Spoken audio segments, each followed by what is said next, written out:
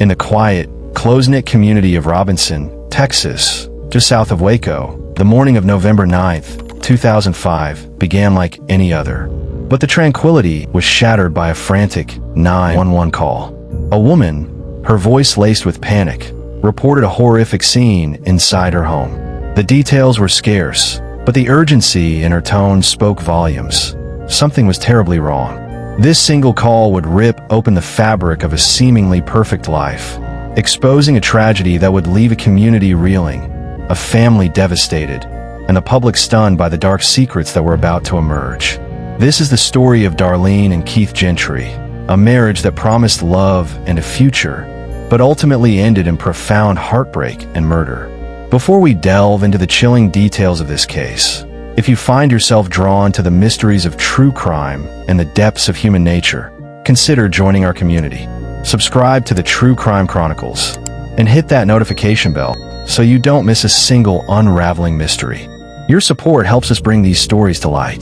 Darlene Doskasile, born on November 2nd, 1974, was the vibrant middle child of 3 daughters in a devoted family. From a young age, Darlene radiated a captivating spark. Friends and family remembered her as disciplined, ambitious, and beautiful, both inside and out. Growing up in Central Texas, her dazzling smile and blonde hair made her a local favorite. Though never officially crowned, her charm and genuine nature earned her the nickname Texas Beauty Queen from classmates and teachers alike. She was the quintessential high school sweetheart, prom queen, flag corps member, and the center of every social event. Darlene possessed an effortless ability to connect with people, making everyone feel seen and admired. She was a young woman with a clear vision for her future.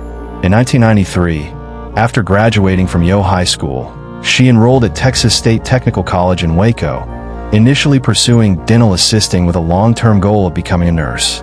It was during her college years that Darlene met Keith Gentry, a man who would irrevocably alter the course of her life.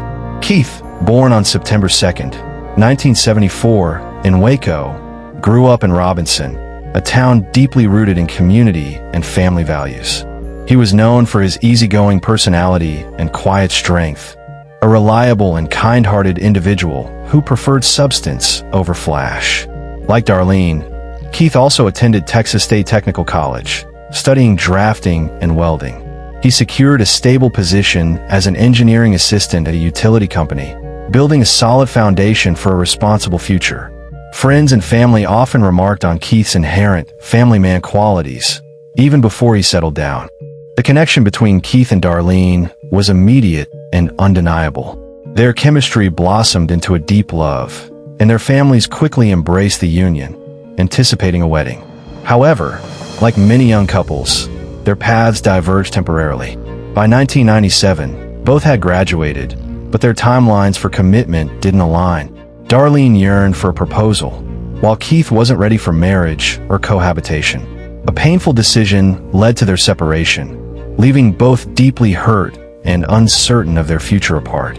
Darlene sought a fresh start in Dallas, returning to dental work, but the fast-paced urban life, marked by a stolen car incident and a sense of disconnection, eventually took its toll.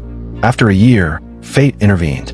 Darlene returned home, and she and Keith reconnected. This time, there was no hesitation. Their reunion was swift and decisive. In 1999, Keith proposed, and they were soon married, seemingly settling into the life they had always dreamed of. They purchased their first home, a symbol of their new beginning. Yet, for Darlene, something still felt incomplete. Despite her return to dental work, she realized her true calling lay elsewhere. Driven by ambition, she re-enrolled in school to pursue her nursing degree. Keith fully supported her aspirations, proud of his wife's dedication. By all accounts, they were a happy couple, sharing laughter, responsibilities, and embracing their roles as partners. By the early 2000s, Keith and Darlene Gentry had established what appeared to be an ideal life in Robinson, Texas. Their home, nestled in a peaceful suburban neighborhood, was conveniently located next door to Keith's parents, a closeness that would prove both comforting and, ultimately, profoundly complex. Keith maintained a steady job, and Darlene, as a registered nurse, contributed to their comfortable though not extravagant, lifestyle. Family was at the core of their dreams. In 2001, their first son, Chase, was born, followed by Cody in 2004 and Kate in 2005. The Gentrys seemed to effortlessly transition into parenthood, supported by both sets of grandparents, building a life rich in love, stability, and family traditions. They were the envy of many, attractive, devoted parents with 3 beautiful boys and a meticulously kept home. But beneath this pristine facade, a far more complicated reality was brewing. Keith's job often required extensive travel, leaving Darlene to shoulder the majority of household and childcare responsibilities. Even when he was home, the balance rarely shifted. Drained from his travels, Keith often sought rest rather than engaging in the chaos of parenting. Recognizing the strain on his marriage, Keith made a difficult decision. He left his higher-paying, travel-heavy job for a lower-paid desk position that would keep him closer to home. It was a move born of love and practicality, but it came at a significant cost. The reduction in income strained their finances, and Keith found himself trapped in a dull, unfulfilling job, missing the challenge of his previous role. Frustration began to fester. Meanwhile, Darlene's spending habits reportedly remained unchanged.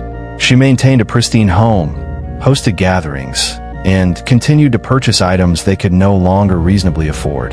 Their arguments increasingly revolved around money. Keith believed she was careless with their finances, growing resentful as more and more childcare responsibilities fell to him and his parents. Friends and relatives began to notice a shift in the couple's dynamic. The once happy pair now seemed tense, marked by quiet complaints, subtle emotional distance, and mounting pressure. Yet, there was no indication that either Keith or Darlene desired a divorce. Keith, in particular, seemed determined to preserve their marriage. But everything changed on the morning of November 9th, 2005. At precisely 6:11 a.m., a distressed Darlene Gentry dialed 911. Her voice, trembling with a mixture of fear and urgency, described a horrifying scene. The back door of their home stood wide open, and her husband, Keith, lay in bed, covered in blood, barely clinging to life. She informed the dispatcher that some of Keith's guns were missing and vividly described the gruesome sight of him gurgling, with pink foam bubbling from his mouth. Darlene claimed she hadn't slept beside Keith that night. Their youngest son, a restless 18-month-old, had, according to her, been taken to a separate bedroom where their other 2 sons were sleeping. She stated she stayed there, playing a movie, until 6 a.m., when she awoke, discovered the open back door, and found her husband gravely wounded. Paramedics arrived swiftly, finding Keith barely alive, shot in the head, and completely unresponsive. The pink foam, a grim indicator of severe trauma, suggested his chances of survival were slim. He was rushed to Hillcrest Baptist Medical Center in Waco and placed on life support. 2 days later, on November 11th, 2005, Keith Gentry was pronounced dead. A homicide investigation was immediately launched, and detectives quickly turned their attention to the only other adult present in the home that night, Darlene. Darlene's version of events became central to the case, and she was brought in for questioning almost immediately. She recounted an uneventful evening on November 8th, stating she had gone out for dinner and drinks with friends, returning home around 8:30 p.m. However, she claimed she was met not with a warm welcome, but with an upset Keith, who had discovered a restaurant receipt, another expenditure he deemed reckless given their financial struggles. An argument ensued, and Darlene said she left the house to cool off, driving around before returning later that night. She claimed she apologized and attempted to move past the disagreement. Keith went to bed in the master bedroom, while Darlene stayed with their 3 sons in another room, insisting it was to help settle their youngest child. She recalled briefly waking around 5:15 a.m. after hearing the dog bark, but dismissed it as a common occurrence. Around 6 a.m., she said, she got out of bed, walked through the house, and went to wake Keith for work. When he didn't respond, she entered the bedroom and found him unresponsive and bleeding. She also claimed to have noticed the back door wide open and their locked gun cabinet tampered with, its contents gone. Darlene's narrative painted a chilling picture: a home invasion, a murdered husband, and stolen firearms, all without a trace. But as the investigation unfolded, troubling inconsistencies began to emerge, casting a dark shadow over her entire story. Detectives quickly noted troubling inconsistencies that undermined Darlene's narrative. Firstly, the timing of the shooting contradicted her account. While Darlene claimed she didn't check on Keith until 6 a.m., forensic analysis indicated the shooting likely occurred much earlier. The bullet's trajectory, the pooling of blood, and Keith's medical state all pointed to an attack that would have been impossible to sleep through. This glaring discrepancy immediately raised a red flag. Further red flags emerged at the crime scene. Darlene had reported multiple guns missing from the cabinet, yet investigators discovered several of them neatly stacked just outside the back of the house. This was not the behavior of a panicked burglar. It suggested a deliberate staging of the scene. Adding to the suspicion, only two individuals had access to the gun cabinet: Keith and Darlene. Whoever opened it possessed intimate knowledge of its location and the hidden key. A random intruder would not have such specific information about the home's layout and security. Darlene's behavior also came under scrutiny. As a trained nurse, she possessed the skills and presence of mind to administer CPR or at least check for signs of life. Yet, when paramedics arrived, she had made no attempts to help Keith, nor had she left the room to guide them. Instead, she remained with the children, citing fear for their safety as her reason. This inaction, from a medical professional, was highly unusual. Another striking oddity was the 911 call itself. Instead of the frantic panic one would expect from someone who had just discovered their spouse shot in bed, Darlene's voice was remarkably composed. She spoke clearly, offering a surprisingly detailed timeline of her actions and sleeping arrangements. Her tone suggested someone attempting to explain away suspicion rather than a person in the throes of a crisis. Later that same morning, during a formal interview at the police station, Darlene's composure wavered. The moment questions became more direct, she invoked her Fifth Amendment right and requested a lawyer, immediately halting the interview. Despite this, Darlene steadfastly maintained her innocence, claiming she loved her husband and would never harm him. She acknowledged their financial strain and the pressures of raising 3 young boys, but insisted their problems were ordinary, not a catalyst for violence. Yet, investigators could not ignore the significant gaps in her story. The evidence pointed to something far more intimate and calculated than a random home invasion. As detectives delved deeper, questions mounted. Who had the motive? Who had the access? And who had the opportunity? Despite Darlene's emotional statements, at times tearful and confused, her words did little to alleviate suspicion. She spoke of Keith's love for his boys and insisted on her own love for him. However, suspicion alone was not enough. Authorities needed concrete evidence. With Darlene's consent, they conducted a second search of the Gentry home. As expected, there were no signs of forced entry. But what they did uncover proved far more damning. Buried deep within the kitchen trash bin, investigators found a pair of latex gloves.